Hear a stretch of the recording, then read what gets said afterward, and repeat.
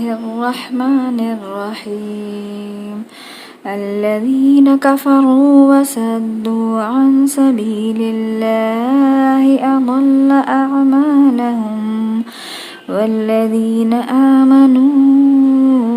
وعملوا الصالحات وآمنوا بما نزل على محمد وهو الحق من ربهم كفر عنهم سيئاتهم وأصلح بالهم ذلك بأن الذين كفروا اتبعوا الباطل وأن الذين آمنوا اتبعوا الحق من ربهم كذلك يضرب الله للناس أمثالهم فإذا لقيتم الذين كفروا فضرب الرقاب حتى إذا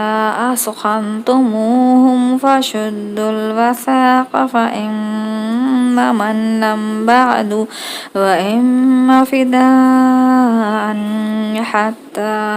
تضع الحرب أوزارها ذلك ولو يشاء الله لانتصر منهم ولكن ليبلو بعضكم ببعض والذين قتلوا في سبيل الله فلن يضل أعمالهم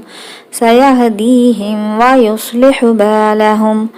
ويدخلهم الجنة عرفها لهم يا أيها الذين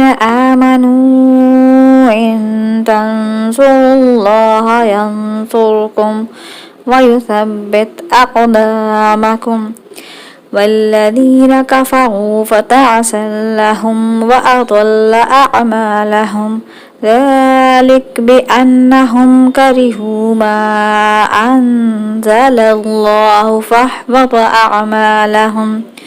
أفلم يسيروا في الأرض فينظروا كيف كان عاقبة الذين من قبلهم دمر الله عليهم وللكافرين أمثالها ذلك بأن الله مولى الذين آمنوا وأن الكافرين لا मौला लहुम। शुरू अल्लाह के नाम से जो बड़ा मेहरबान और निहायत रहम करने वाला है। जिन्होंने कुफ्र किया और अल्लाह की राह से रोका, अल्लाह ने उनके अमल बर्बाद किए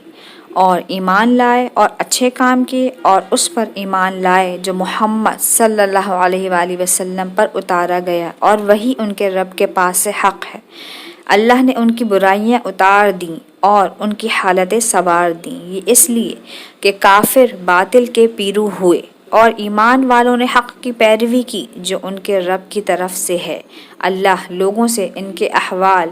यूं ही बयान फरमाता है, तो जब काफिरों से तुम्हारा सामना हो तो गर्दनें मारना है, यहाँ तक कि जब उन्हें खूब कत्ल कर लो तो मजबूत बांधो, फिर उसके बाद चाहे एहसान करके छोड़ दो चाहे फिदिया ले लो, यहाँ तक कि लड़ाई अपना बोझ रख दे। बात यह है और अल्लाह चाहता तो आप ही उनसे बदला लेता, मगर इसलिए कि तुम में एक दूसरे से जांचे और जो अल्लाह की राह में मारे गए अल्लाह हरगिज़ उनके अमल ज़ाया ना फरमाएगा, जल्द उन्हें राह देगा और उनका काम बना देगा और उन्हें जन्नत में ले जाएगा, उन्हें उसकी पहचान करा दी है।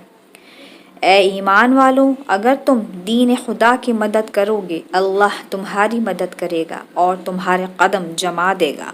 और जिन्होंने कुफ्र किया तो उन पर तबाही पड़े और अल्लाह उनके अमाल बर्बाद कर दे। ये इसलिए कि उन्हें नागवार हुआ जो अल्लाह ने उतारा, तो अल्लाह ने उनका किया धरा अकारत किया।